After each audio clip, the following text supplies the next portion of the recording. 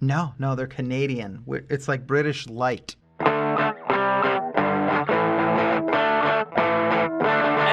And welcome back to another episode of Exposing Ourselves. I'm Travis Ritchie, and this is episode 29. This is my golden episode. 29th is my birthday, whatever. This is the show where we expose each other to new things. Matt, a big music fan, will assign me one of his favorite albums or playlists to listen to each week, and I, a movie buff, will give him one of my favorite films, and we come together on this podcast to discuss it all. And with me, as always, is my good friend, Matt Runquist. Hey, Travis. I watched Legend this week, and you listened to the new Pornographers, and I am super excited to talk about them both. Yeah, me too. I will say also, listening to our podcast over as it comes on to, for me, Apple Podcasts, I do sometimes get a little down on myself for my enunciation in the intro. Oh. And I have to say, just then, I did a really good job. You rolled right through it. And I'm excited that it's your golden episode. And you know what? Next week is going to be my golden episode because I'm born on the 30th. Nice. And it's also going to be our very special episode. So we have all sorts of things to look forward to. Super exciting. I hope there's cake. Oh, well, yeah, let's look back. How was your week? My week was really good. Big thing this week was yesterday, got to go to the Ren Fair, which was always a pleasure. We have a pretty big Ren Fair here in, it's in the Milwaukee area. It's about an hour south of town, which means it's also about an hour outside of Chicago. So this is the Bristol Renaissance Fair, but it gets a significant population from Chicago and Milwaukee. So yeah, I'll bet. Did you dress up? Oh, I always dress up.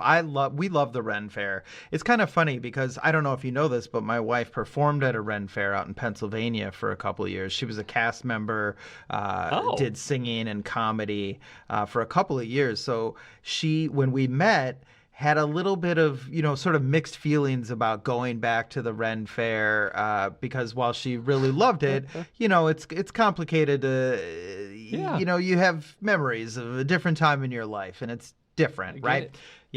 Dating other cast members and so forth. I'm sure that was it. But we, about 3 years ago, decided to go back to the Ren Fair, and she got super into it, and I got super into it. We went to Goodwill and put costumes together, and then, we've sort of been gradually accumulating different items. So I have probably 3 or 4 different costumes that I can wear depending on how I'm feeling. What I went as this time is sort of like a general, like, nobleman. I had a jacket and a blouse that I actually made for myself. I learned how to sew and sewed for myself, and a dagger at my hip, and sort of a hail fellow, well met sort of dude. But I've got like a wild man that has like a skull mask. I've got all kinds of really fun stuff that I don't get to pull out very often, but I really enjoy it. It's a lot of fun. We walk around, we watch the shows, we get people to look at us. It's really fun. And then the other thing about it this year is that, my wife is 6 weeks out from her surgery now, and she's feeling quite a bit better. And so it was really nice for her to be able to get out and walk around for the day and return to normalcy a little bit. Yeah, like a good little celebration. That sounds awesome. And I didn't know you sewed. You should sew me a blouse for my birthday because last year I went to the Renaissance Fair for the first time, and it was Time Traveler Day, so I dressed up like the inspector. Sure. And I went and I bought myself a skirt, but I need a top to go with it. Oh, yeah. So you're looking for like a peasant blouse or something like that. Yeah, exactly. Well, exactly. I will tell you that I have a shirt for one of my sort of fancy man outfits that is actually a beach cover-up from the ladies section at Goodwill. I'm here to tell you, man, the ladies section at Goodwill is fantastic for mid-1700s men's clothing. All right, good to know. And since it's a skirt anyway, and like it's a straight-up skirt, so maybe a woman's blouse isn't that bad of an idea anyway. Yeah. To go with it. Well, that's great, man. I'm glad you had a fun week. Yeah. It's been hot here in LA, so we have had the air conditioner on 24/7, and I have been trying to find the times to take Coco out for walks, and usually I did a wisdom tree hike last week in the morning, but it was getting pretty hot by the time we were done. Last night, I took her to Runyon Canyon at night, like not night, but like 6 o'clock, 2 hours before sunset. And it was wonderful. Oh, It nice. was so good. We finished after it was getting dark as we were finishing, but it was she did so well, and she was very well behaved. Our audience can't see it, but I did. Matt, you mentioned a scratch on my eye, right under my eye. Coco and I were wrestling, and she went up for a very excited little like paw like thing, and accidentally swiped down my face with her Yikes. claw, and it was a near miss, my friend. Yeah. So, but it was fine. Yeah, I don't know. I mean, I hiked, not hiked. I marched at Warner Brothers this week for the strike, and next week I'll probably go back to Disney. And I did a little work on my book, but I need to do a lot more work on it. I'm way behind, so my deadline is coming up on the 4th. So. Yeah, but otherwise, yeah, pretty chill. Lots of classes at the Collaborative, which is that acting group I'm part of, and we just started. Oh, this is interesting. We had our first rehearsal for the staged reading we're doing. We're doing a play called Incendiary, which is a kind of a film noir comedy, and we had our first rehearsal last night or yesterday during the day, and honestly I hadn't been feeling too hot about the play, but after the rehearsal I'm really into it. Just this group of people is so funny, and sometimes the actors make the words leap off the page. Sometimes I know when I used to read plays in Theater 1101 at the University of Minnesota, I was oftentimes kind of iffy on them. And then we would go to the performances and they would be absolutely fantastic. So I definitely understand that feeling of, wow, this play is kind of boring. Oh, no, it's not boring at all. Oh, wow, this is fantastic. So. Yeah, actors, I mean, good actors can make mediocre material seem very interesting. So that's hopefully what I do sometimes. But, oh, well, anyway, yeah. You want to get into the meat? Let's get into the meat. Let's switch it up this week and talk about the movie first. Oh, interesting. I did go back and I was listening to one of our early episodes, and you know how I've been kind of insisting on Shake It Up? Yeah. And but you're right. For a while, it was just Mix It Up, or what did you say? Switch it up, shake it up, mix it up. I got to admit, Travis, I'm not. Maybe you don't care. Maybe I'm not good at catchphrases. Maybe I could never be on an '80s sitcom because I don't have a good catchphrase.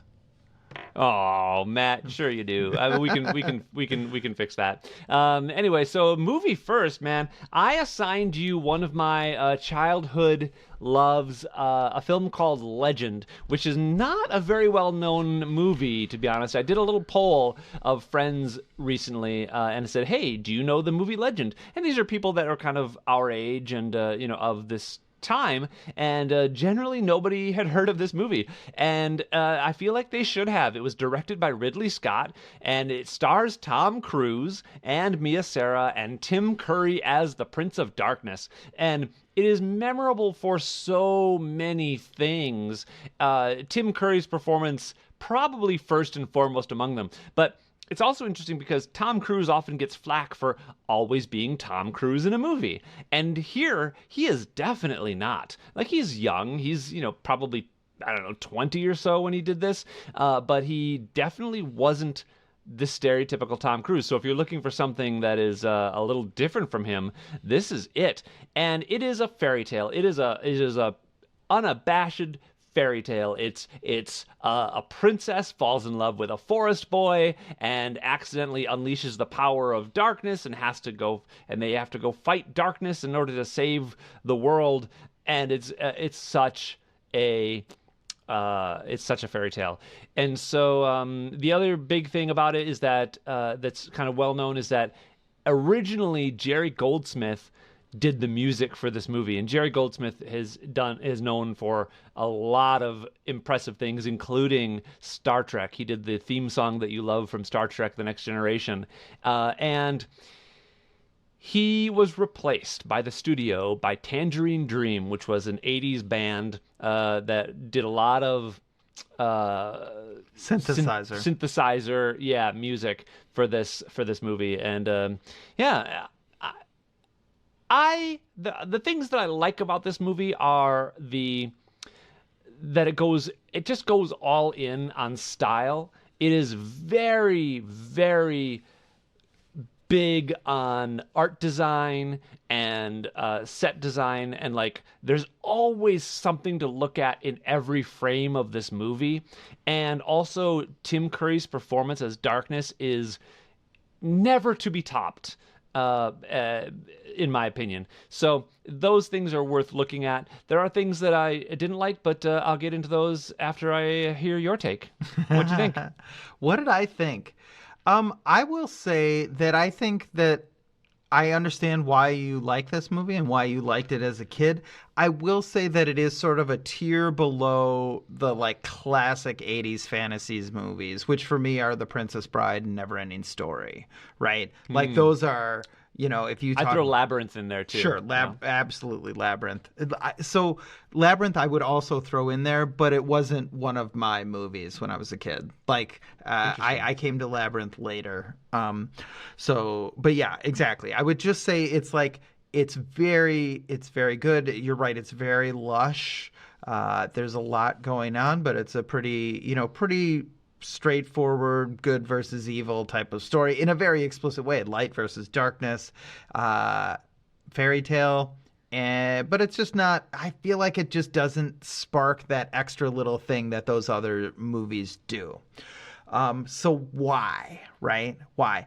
I can't believe that Ridley Scott directed this movie, right? Now, he's a director who kind of does genre hop and do a lot of different things. I mean, it's always sort of fantastical and big, right? But they, pirate movies and aliens and like lots of Gladiator and Martian. Yeah, lots and lots of different things.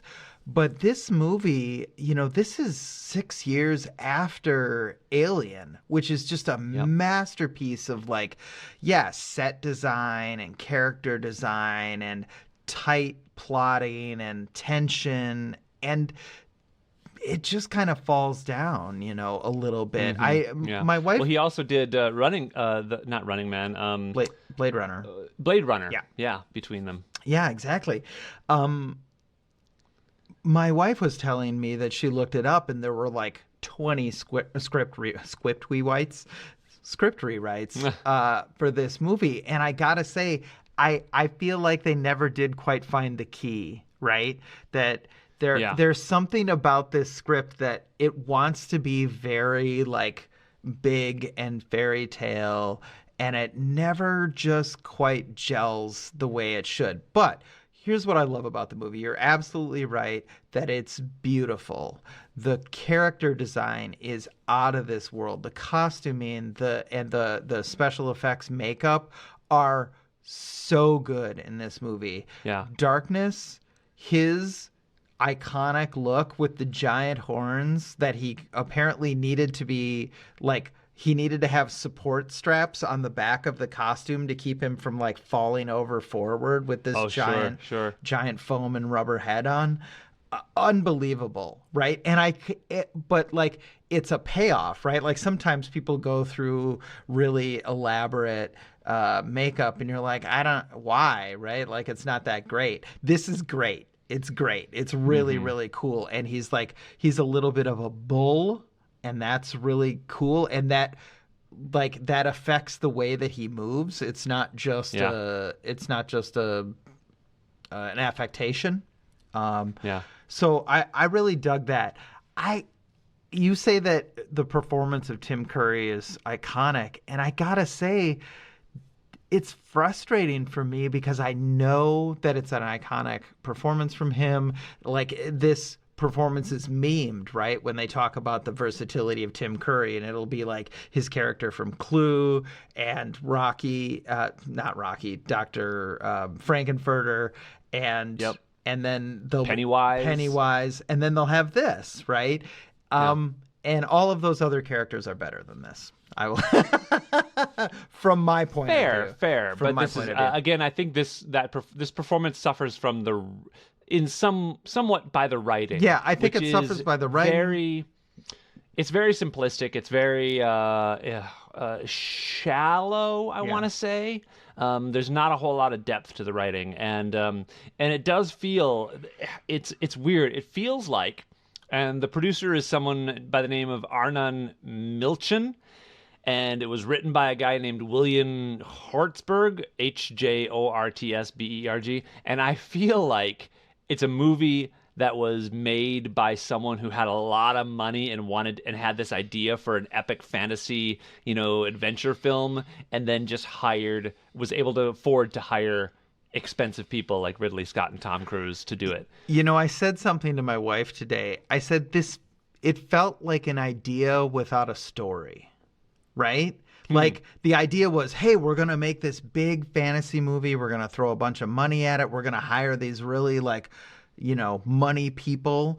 And the idea was like good versus evil, go on a journey, become a legend, right? Right. But they never quite put the Legos together into a really coherent story, And I could, me, I could nitpick various plot points, like why are the unicorns the guardians of the light? That seems like a really bad system. Like we got to make sure these unicorns don't die, or the world is plunged into darkness forever. That seems like a bad setup. That seems especially because the unicorns seem relatively defenseless, right? Relatively easy to take down. Yeah, sure. The goblin sneaks up on them. But they're protected. They're protected until they're touched by a human, right? Right. A mortal. Yeah. They do say that. Yeah. And I don't want to. I want to say more good things though before we start picking it apart. And in particular, being a film that is 100% practical effects and visuals, there's no CGI in here, and it's kind of incredible what they do with all that. Like I am just I was watching it going, wow, it's kind of amazing, the sets that had to be built for this, the costuming, the like you said, the makeup effects, and it all had to be practical. With a couple of exceptions. There's a fairy that flies around, and it's clearly a drawn in effect, but yeah, no, it's pretty good. Yeah. Okay, I'll give you one other thing that I really liked. I'm not going to nitpick this one, but I'm going to talk about the big things that I didn't like. But I will talk about one thing that I really liked, which is when I saw this movie in the video store growing up, and when I've seen descriptions of it, I thought it was going to be like this big epic story about this guy, right? But it's not at all about this guy. It's an ensemble. Which guy? Tom Cruise. Jack? Tom Cruise. Yeah. Oh yeah, Jack, yeah. Sure. The forest boy. Yeah. But it's not at all about him. He's one of the characters, but he is a member of an ensemble of characters who all play really important roles in getting to darkness, defeating darkness, doing the thing, right? Like it's funny because they sort of explicitly in the movie are like and becomes a legend, but he's not any more of a legend than the guy who climbed to the top and aimed the top mirror, or the fairy that flew. Every one of this motley band of weirdos is important, and I really liked that about this story. Yeah. It is interesting. You're referring to the opening scroll that has that thing about that exhausting that opening scroll. Oh my god, it's too long and doesn't exist in the director's cut. Incidentally, okay. But it's completely unnecessary. You just don't need it. It info dumps the first half hour of the movie. Yeah, exactly. And so it seems to have been one of those studio things that was put in to probably address confusion amongst viewers. I guarantee you somebody said Star Wars has a scroll. Yeah, probably. Yeah. Or Highlander, one of our first movies on this show, had an opening scroll. But it also had a voiceover. You had Sean Connery reading that bad boy. But there were some other interesting things I liked about this. I was really I didn't love Mia Sara's performance. I thought her as this princess character, which again, they never call her a princess in this cut, but in the director's cut, they go straight out, and she's a princess, right? She's a princess that falls in love with the forest boy, and they talk about castles and stuff like that.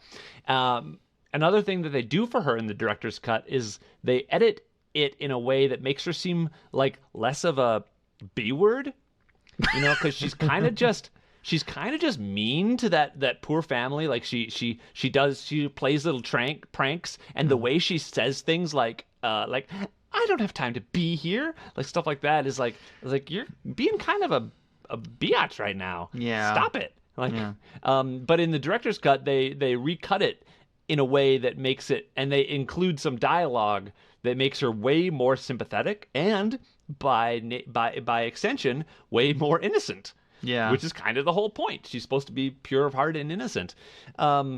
But that's not even what I was going to say. The performance that I was most impressed by is the guy who played the forest elf Gump, Honeythorn Gump, his name was, and played by a guy by the name of David Bennett, who I guess is a maybe a German actor. I looked him up and only saw one other thing that he'd been in. Wow. But I think he was like 18 when he did this, 18, but looks younger. Looks like he's a 14-year-old playing this role.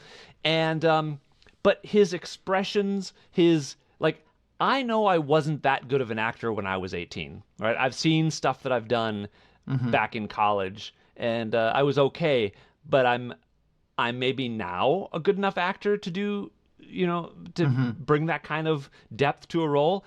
But for someone his age to have done it, in such a kind of a fantasy, out there role, I thought was very impressive on this take. Looking through it this time. Okay, cool. So, yeah. Okay. But well, I don't know. I know. So I'm gonna get into the things that I didn't like, and the reason that this is not top tier for me. One. You mentioned the sets earlier. Like, the sets are very, very extensive. But this movie really, really suffers from not having had any location shooting. It was interesting coming from Lady Hawk, which really relies heavily on the Italian countryside. I don't know where they're supposed to be, but it was shot in the Italian countryside. As almost a character in the movie. And this is very, very impressive, but it's always obvious that it's a set. Their motion, their movement around the stage is very limited. The camera movements are very limited. Everything feels very close in, right? And yeah, okay. And because it's such an epic story, and you never get a real sense of where the different sets are in relation to one another, right? There's this dark place where darkness is, and they go up to where the unicorns are, and there's the forest, and it's all sort of hazy about the areas in between because they don't exist, right? Sure. And I just think the movie really suffers from that. If you think about Princess Bride, right? There are some clunky edits in that movie where, we're on a set and then we're out on top of cliffs and then we're on a set again and that sort of thing. Right. But there's a lot of it that is shot on location. There's beautiful horse sequences, and there's actual castles, and it just that gives it a sense of scale and a sense of place that this movie just unfortunately doesn't have. Yeah, no, I definitely see that. That's as you say, that's a fair read. I can see that. Yeah. I definitely see why they did that, though. When you're trying to create an entirely new world, and you want to be able to control everything, and there's something in this movie where they do something which I've never really seen before or since, really, and it's that there's always something in the air. There's always something flying through the air, giving motion to the frame, whether it's pollen or flower petals or bubbles or smoke or something. And I think you can't probably do that unless you have complete control over the location, over the set. You couldn't do that if it was an outdoor set. Yeah. And I don't know I don't know if that's why. I don't know if maybe it's less expensive probably to film. Well, in a but studio. don't you almost feel like that's one of those things that, well, this is a tell, right? It makes me realize, hey, Yes. this is indoors, No, you're absolutely right. And I will say that for me, I recognized this feeling from when I watched as a child, and it's that it doesn't really get going. My engagement with the movie doesn't really start until halfway through. Yes, I said this to Amy when it was over. I was like, the second half of that movie was so much better than the first half.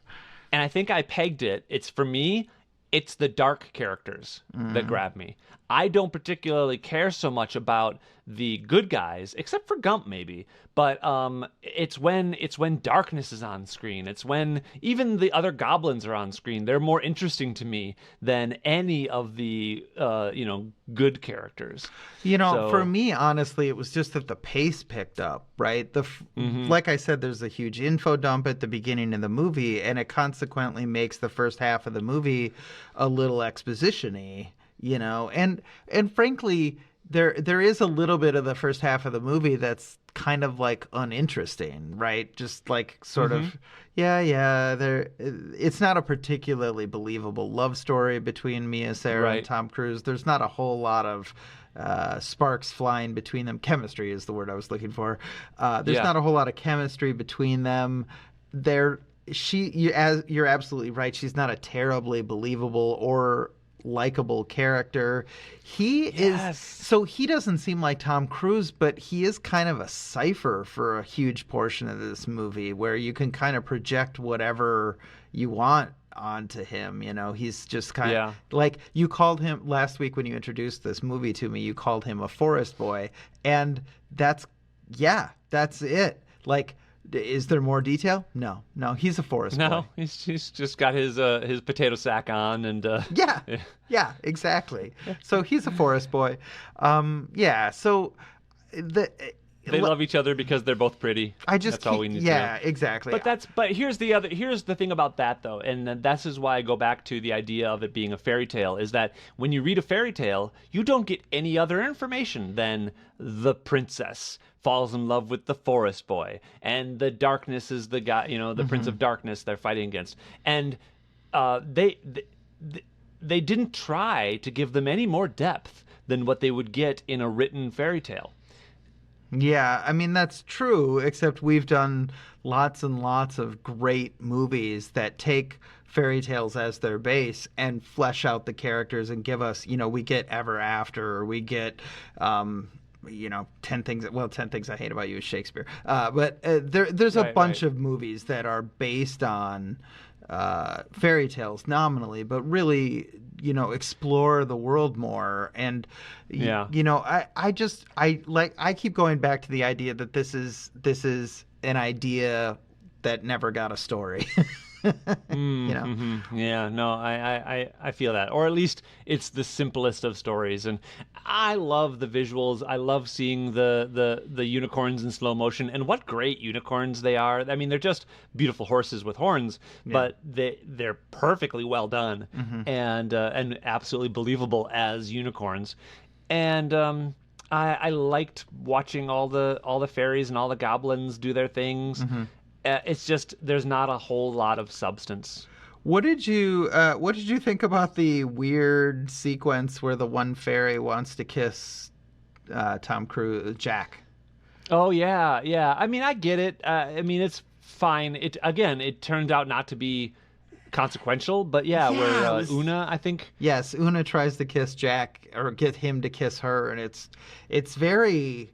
It's the kind of thing that you just threw into an 80s movie because you could, and nowadays we're like, so this is a little weird and sexual assaulty and odd. Yes. Well, it's blackmail. Sure. Yeah. If the genders were reversed, it'd be a real problem. Yeah, exactly. So okay, I see what you're saying, it was supposed to just be a cutesy thing, but now looking at it through sort of a modern lens, I'm like, this really doesn't read at all.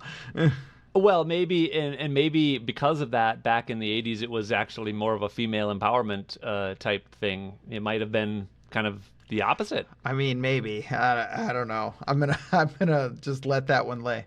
Let's talk about real quick before we move on. Let's Sure. talk about Tangerine Dream. What do you think of the score? I thought the score was everything that you promised me the Lady Hawk score was going to be. Yeah, this wasn't it? this one was a real winner for me. No Yeah. electric guitar, but all synthesizer. Yeah. I was a big fan of the score.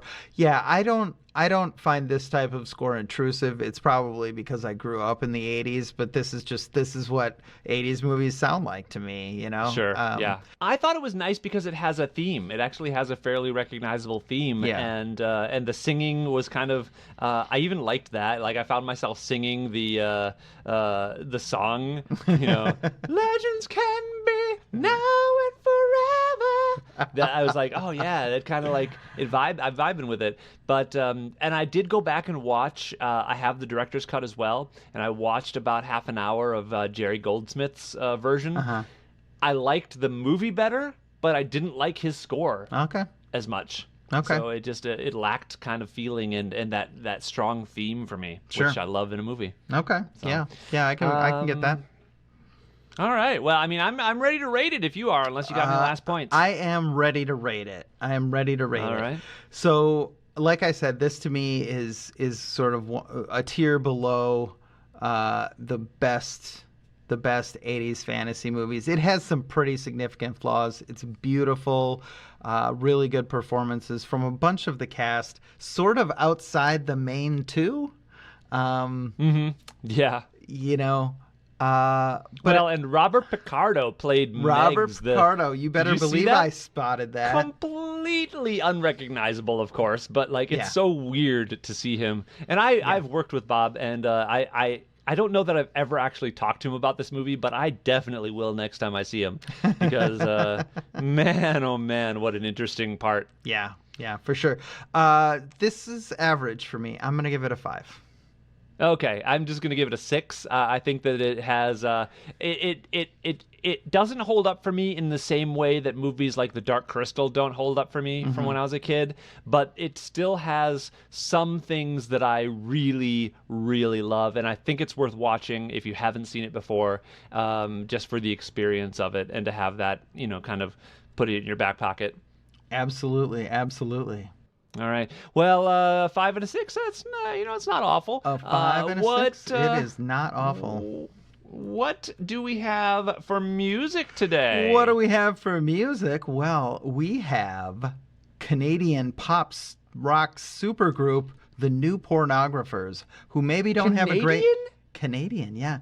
Maybe I thought for sure they were British. No, they're Canadian. Huh. It's like British Okay. light. Yes. Okay, well, continue. So they were started by an artist known as A.C. Newman or Carl Newman.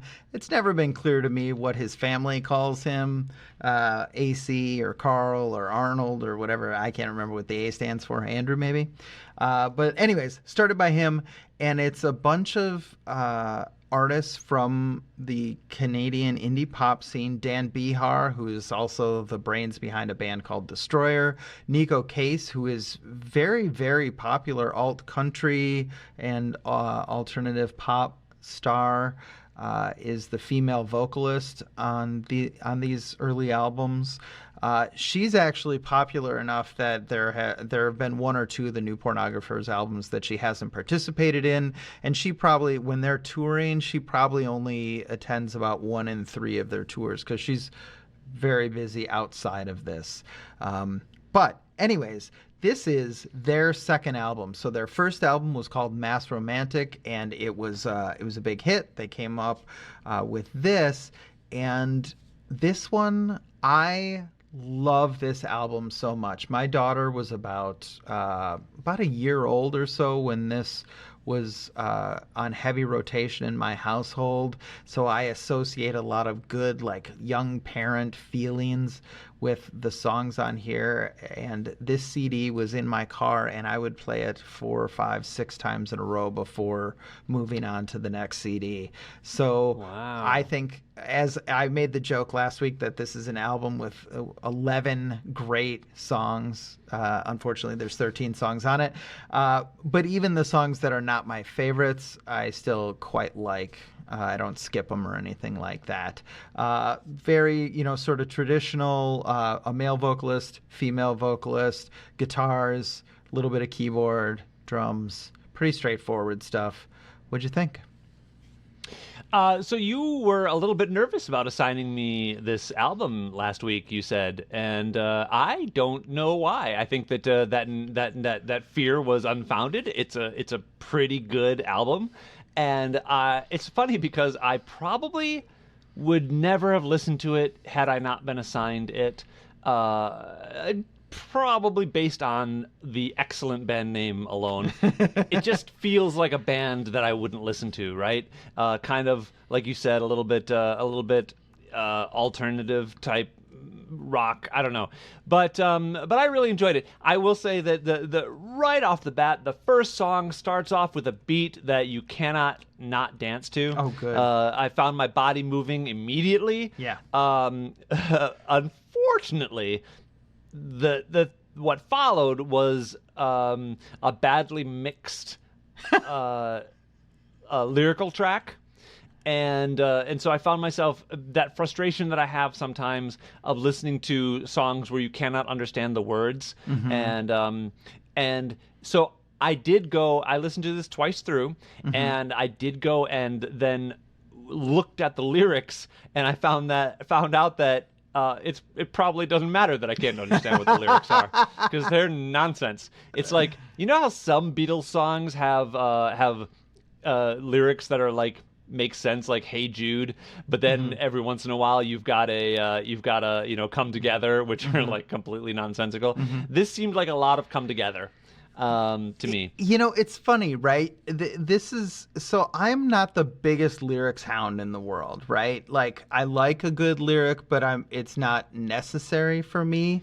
You think the lyrics are kind of, and the singing is kind of another instrument that goes with all the other instruments, right? Yes, absolutely. And like, lyrics can be very important. Like, I'm not mad if you get like a Gordon Lightfoot or a Harry Chapin that's got really intricate stories, but they're not necessary for me to enjoy the music. And this stuff, I've sung along to these songs for 23 years or whatever it is, something close to that, and not really known the lyrics, like not really known what the actual words. Maybe 80% of what you're singing is what they're singing. Probably more like 60%, right? But okay, I did make a point of looking it up this time. I was like looking up the lyrics, and I was like, oh, he's definitely going to call this out, because it's true. I'm sure there are meanings to these things that they're saying, but they're pretty opaque. Yeah. So one of the other things that you said last week in kind of introducing this to me was that the songs have a lot of variety, and I will completely agree with that and say that there is enough. Every song is kind of different. It has a little bit of a different sound, a different style. I really loved about song number 3, I think, is when they introduced their female vocalist. Yeah. And much like when I was listening to your album from Tango Seco, as soon as the female vocalist chimed in, I was like, my brain was all into that. Yeah. And I thought she sounded much better. It was much more interesting to listen to for me, and I really loved it. I think there may be a few songs in here where they feature her, not most of them. And but yeah, it was really good. There was one other song that and I think it was The End of Medicine, maybe, ends in the same way that a song fades out when I get a call on my phone. Do you know how when you're listening to a song and you get a call, it kind of fades out the song and brings up the ringer? Yeah. Exactly the same way. Like, it wasn't like a normal fade out to a song, like that takes a few lines, and it wasn't like a beat that it ends on. It just kind of goes, man. And I'm like, it was very weird to listen to. And both times when I listened to it, I thought I was getting a call. Because it just didn't seem like the right place for the song to end. But I really enjoyed it. I have only one other gripe, and I'm trying to think of a another good thing to say before I do that, because I don't want I don't want this to seem like a bunch of gripes, because it's not. I think when I put in my second gripe, which will join the unintelligible lyrics. I mean, and I don't want, it's not unintelligible, but I feel like I would like to hear what they were saying better, like if the vocals were mixed a little higher. And it is just kind of a flip side of that coin. The drums were mixed way too high for me. Oh, okay. And what that did for me in the experience of listening to it is it made my brain kind of check out after a while. Like it really got my brain a little numb to the sound, where the drums, instead of being like a floor, they were the main course for me. And I was trying to hear everything else as supporting the drums rather than the drums supporting everything else. And I do wish that I would be really interested, to be honest, if someone could mix one of these songs in a way that I like better, right? Because I think the music is fantastic. I think the skill of the band is obvious and palpable. It just got a little mind nummy to not be able to hear the lyrics and have the drums be mixed so strongly. Okay. So yeah.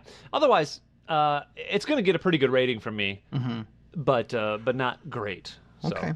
Well, so I'll go back a little bit. So Nico Case is the female vocalist, and I am probably going to give you one of her albums at some point. Oh, given that you enjoyed this, I think you would really like her stuff.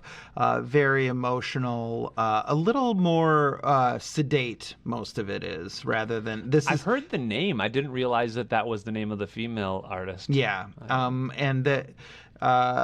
So anyways, this is mostly very upbeat stuff, and the stuff that she does solo, or at least the stuff that I've heard of her solo, is a little more, I would say, kind of Western, like open spaces and emotions and things like that. Neat. That sounds so I think you have that to look forward to at some point, because I think you'll really like that. The other thing is for as nonsensical as the lyrics can be as a whole, there are times when there's just a phrase that pops out that really kind of encapsulates a thought or an emotion that I really love. The End of Medicine has a few of them. There's a line at one point, and I'm pretty sure it's a Dan Bihar line, where he says, and flew into a lesbian rage, which is a ridiculous thing to say, but also very evocative and like specific, if you know what I mean. Yeah. Right? Like. Yeah, I heard that line, and I was thinking about that. Yeah. And how it must have been like a. Yeah, go ahead. Well, I just think that, sometimes songs are the way I write songs, where it's like about a thing and all the lyrics are supporting that thing and they go to that thing. And I'm wondering if a lot of this songwriting is more about evocation of emotion and or clever ideas, and a song might be, rather than being about one thing, might be about 6 things or 8 things or 10 things, and that's why sometimes they can come off as a little disjointed. That's interesting. I'll give you that. And again, it might be something that I would appreciate more on more repeated listenings. As you hear it more and more, it might be one of those things where you kind of discover, when you listen to a song for the 20th time and you discover this new lyric that you've never really understood before, but it finally catches you. Yeah. I can see that there might be stuff like that in here, for sure. The other thing is I know that you listen to these on your earbuds, and I know that it's tough for you to find like a stereo or a Bluetooth speaker or something to listen to these on, but I do think that this, the mixing thing that you're feeling, that this might be similar to Ex Ambassadors, where it just might be a little bit easier to take, where it's in a room rather than right near ear canals. And I may have sometimes when I get that, I will listen to it on my computer, my iMac, which has pretty good speaker system, and but this time I just didn't have time. I could only listen to it on my headphones. Yeah. And then one final point that I want to make. So I don't know if you remember the song Testament to Youth in Verse, but it's the one where there are interwoven voices that go, no, no, no, no, no, no, no, no, no, no. So I used to play this album so much in the car while I was driving around the state of Arizona, and my daughter was in the back seat, that even though she was like, she wasn't even 2 years old. She was like 20 or 22 months old. She used to sing along with that part of the song. She would sing "No, No, No," and she would ask for the "No, No" song, which meant I had to figure out which song that was, because, of course, for some reason, the new Pornographers did not call it the "No, No" song. Right. Real missed opportunity. A testament to youth in verse. That's appropriately named, given to that situation you're describing. And the line before that is they're telling the children to rock for their choices, which is an interesting line. Yeah, it's good very stuff. Very interesting. Yeah. I'll recommend this album to listeners that haven't heard it. I think that it's if it's your first time, give it a couple times through and see what you think. Well, and the new Pornographers have like 7 or 8 albums. They're still a going concern. They just played Milwaukee in May with Nico Case, which I missed, and I'm very disappointed about, because I have never seen the new Pornographers perform with Nico Case. They had a different vocalist at the time that I got to see them live. So I believe it's actually AC Newman's niece, I want to say, is their other female vocalist who covers when Nico is not available. So, Travis, what would you like to rate this album? I'm going to give it a 7. A 7. It's pretty good. I had some concerns, but they're not huge concerns, and I still enjoyed the album for what I got from it. Okay. All right. Yeah. Well, as you know, this is one of my top-rated albums of all time. So yes, I think you'll be unsurprised to learn that this is a 10 from me. Good, I'm glad. Yeah, it really, definitely really feels fantastic. like something that's up your alley. Yeah, this feels like something that you would love. Yeah, it's up my alley. I'm a hipster. This is a super group, and I think it's absolutely super. So it's a 10 from me. That's awesome. All right. Excellent. 7 and 10. 7-10 split. So, 7-10 split. Here we go. All right. Going into next week, that is episode 30 coming up. Episode 30. And you know what that means? That sounds very, very special, Travis. It is very special, and so we will have a very special episode where we take a little bit of a departure from our format and assign each other movies that and albums that we have not seen and heard yet. So neither of us will have seen or heard the movie and the album that we're going to talk about next week. Do you know what you're going to assign me? I do know what I'm going to assign you. Yes. Do you know what you're going to assign me? Oh, lay it on you? Okay. I think I do. I think I do. Yep. All right. I am going to assign you, and I really, listener, please forgive me. I have never heard the classic Radiohead album, OK Computer. Now, that's... How dare you? Get out. This, you laugh, but this is really a gigantic hole in my... This is actually one of my favorite albums, Matt. Are you kidding? You're kidding. No, I'm kidding. Yeah, okay. You really sold that. Have you ever thought about acting? I'm going to try it. I'm going to try some acting. You're just pretty good at it. So OK Computer is a classic alternative rock album from the late 90s. It was the follow-up to Radiohead's The Bends, and it was a huge hit. It's multi-platinum. All the hipsters who listen to this podcast are absolutely aghast. Now, I'm not saying I have never heard tracks from the album. There was a very popular track called Paranoid Android. There were a couple other ones that were pretty popular. And I have heard a couple of tracks off this album, but I have never heard it all the way through from front to back. And this is a big gap in my knowledge. And so I am going to expose myself to it along with exposing you to it this week. All right. Well, I'm looking forward to doing that. I have never seen, there are two movies on my very special episode list of possible movies that I really want to see but never have, and I'm looking at it, and I think I'm going to go in alphabetical order and assign us both the movie Creed, which is a sequel to Rocky, starring and what's funny is I only decided to do this.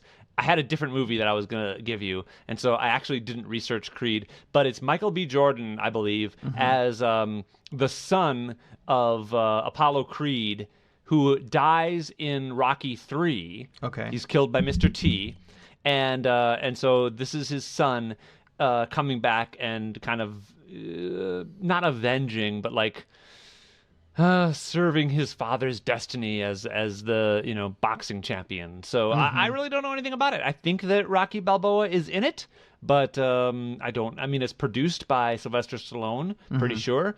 But I know that it has now spawned two sequels. So Creed 3 just came out like last year, and I think that it's high time I watched this movie. I've never been a huge fan of Rocky, but I am a fan of Michael B. Jordan, and I think that this has been. Everybody says this movie is fantastic, so we'll see. I actually am a huge fan of Rocky, or at least I was when I was a kid. So Rockies 1 through 4, I was a huge fan of. I still regularly use the phrase, if he dies, he dies. Which I see. I haven't. That doesn't mean anything to me. So it's crazy. It's what the Russian says. In this case, you're going. Oh, I see. Yeah, it's what the Russian says. In this case, you're going into this as more of an expert, expert than I am. I've actually seen Rocky 5, which not a whole lot of people did. It killed off the franchise for 15 years or so. Yeah. And then there was like a Rocky Balboa or something. Yeah, right? I did not see Rocky Balboa, which apparently was sort of a soft reset of the whole thing. And then this is rebooting with younger stars. So I'm actually super excited to get to see this. All right. Well, me too. Cool. Well, that's it for today. I think we'll come back next week for our very special episode. If you have any interesting ideas about, even if they're not interesting, if you have any ideas at all about our takes on these on the stuff we've talked about today, if you really loved Legend and you thought we were unfair with our middling reviews, or if you think different things about the young pornographers, let us know. Email us at exposingourselvespodcast@gmail.com. It's the new pornographers. Oh, I knew I got it wrong. As soon as I said it, I side-eyed